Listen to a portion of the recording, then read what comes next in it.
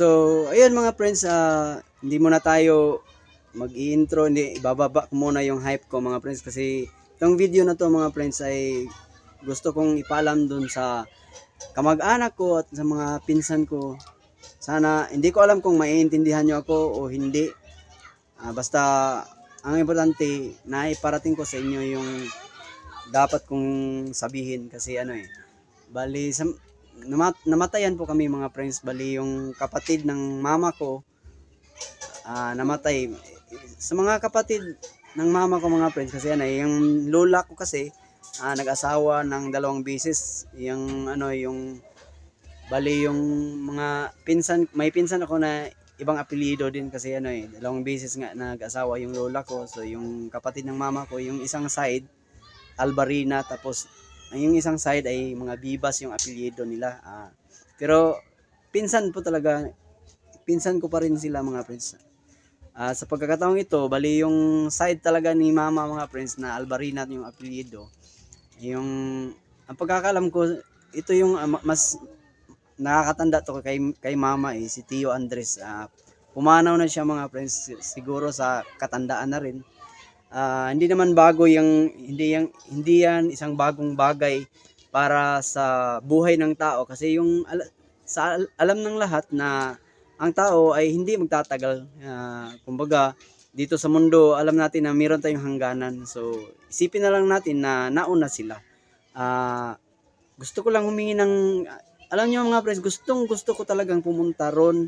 Dati pa, sa natatandaan ko, yung pinsan ko, sabi niya sa akin dati, nung namatay yung mama ko, ay ewan ko kung, hindi ko lang matandaan masyado kung kailan niya nasabi yun, pero tumatak yun sa isipan ko at saka sa damdamin ko na bakit kaya ganoon. Kasi ang sabi niya, yung pagkakasabi niya, bakit daw kami hindi magkakatipon-tipon, kung yung anong tawag dito, bakit daw hindi kami magkakatipon-tipon, yung walang namamatay kasi kadalasan talaga nangyari sa amin, nagkakatipon-tipon lang kami mga friends kung may namatayan sa circle of families namin mga friends. Kaya yun yung tanong niya kung bakit daw hindi ba tayo pwedeng magkakatipon na maging masaya tayo, nagsasaya tayo dahil walang pumanaw, ganon. Yun yung gustong iparating niya sa amin mga friends. At sa pagkakataong ito mga friends, gusto ko lang ipaalam sa inyo na mahirap talaga yung sitwasyon ko mga friends. Oo, hanggang ngayon matagal na rin akong yung nababaon sa hirap mga friends. Sa ngayon, nakakatulong kahit papaano, nakakatulong na rin yung panganay ko pero hindi pa rin buong buo na kumbaga konti lang din kasi yung kinikita niya mga friends tapos bago pa lang siya nakapaghanap ng ibang trabaho. Nasa siya mga friends, nasa mall mga friends. Bali, isa siyang promo mga friends. Bali, magkano lang yung sahod niya doon. At sa totoo lang, hindi pa namin nababayaran yung mga utang namin mga friends. At siguro nasa yung utang namin, pagkakaalam ko na mahigit 10,000 yung utang namin mga friends. Yun yung gusto kong iparating sa kanila, sa mga kamag-anak ko at sa mga pinsan ko, na gusto ko talagang pumunta doon. Kaso lang, sa sitwasyon ko mga friends, mahihirapan talaga ako kasi dito sa amin, talaga, bali, yung kinikita ko, hindi kasi araw-araw yung may malaking sahod ko mga friends, hindi ganoon. Talagang hindi sapat yung kinikita ko para sa pamilya ko mga friends. Yung real talk yun mga friends. Bali, kasi may utang kami, tapos yun yung yung kumbaga yung pangkain pa lang namin mga friends, yan yung hinahabol namin sa araw-araw. Yun yung nagpapahirap sa amin, may utang pa. Tapos yun yung dahilan na gusto ko sanang pumunta ron. Kaya lang sa sitwasyon namin, pag ako hindi naghanap buhay sa isang araw mga friends, talagang mapaparalyze yung family ko mga friends.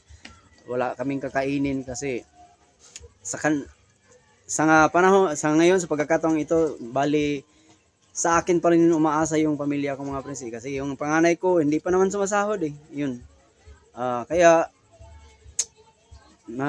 nakikiusap ako sa pamilya ko, sa mga pinsan ko, na siguro kung hindi talaga mahirapan talaga akong pumunta ron. Oo, talagang mahirapan ako kasi medyo malayo yung lugar na yon. Medyo malayo-layo din, malaking gastos, lalo na ngayon yung pamasahe ngayon medyo mahal na, at pabalik yung pagbalikan, kung ibalikan hindi ko kung alam kung ano, siguro nasa mga gagastusin ko siguro kasama na yung pagkain at saka siguro nasa mga 3,000 ganun. Sa panahon ngayon nasa mga 3,000 kasama na yung walang alam naman natin na doon sa puntahan namin, alam ko na may makakain ako doon kahit papaano, pero alangan naman hindi tayo magbigay ng share mga friends, di ba? Yun yung nakakahiya naman kung pupunta ako ron na wala akong ambag, kumbaga wala akong may ambag, nagluluksa pa naman yun yung mahirap doon. Tapos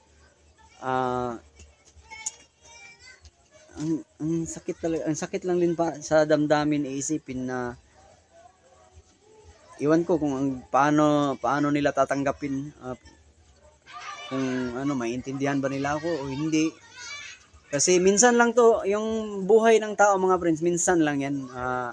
Yung sa isang taon, ayun, ganun, makakasalamuha mo yung mga kamag-anak mo, yung mga pinsan mo, yun. Minsan lang yan kaya lang yung sitwasyon ko talaga, mahihirapan talaga akong mag-travel mga friends, kasi kung pupunta ako ron, pagpalagay na lang natin na meron akong pamasahe papunta ron 3,000, paano yung pangkain? Hindi naman makukuha yung alangan naman kung pupunta ako ron isang araw lang tapos balik agad, hindi ba? Hindi ganoon yun, kasi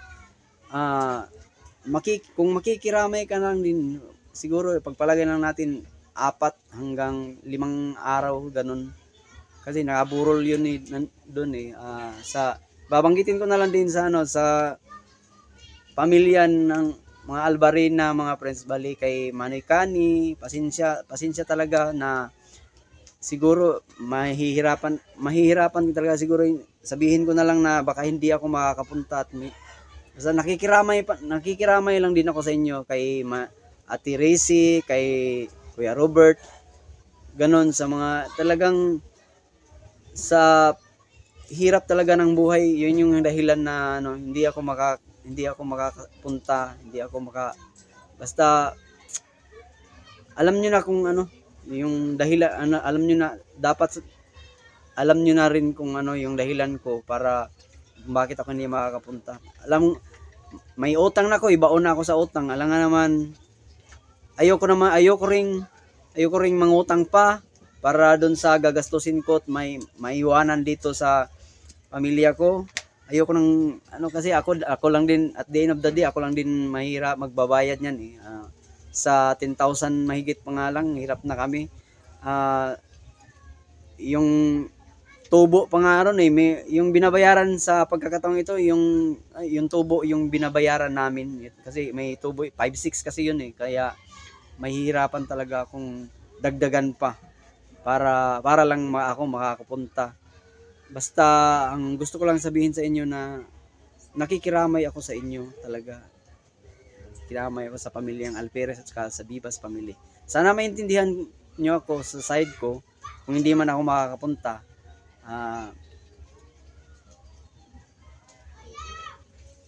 Talagang gustong-gusto ko sana pumunta talaga, pero wala, mahirap. Sana maintindihan nyo ako. Siguro hanggang dito na lang tong video na to. Sana't maintindihan nyo ako. Yun lang yung pakiusap ko sa inyo. Hanggang sa muli. Maraming salamat sa panonood sa video na to.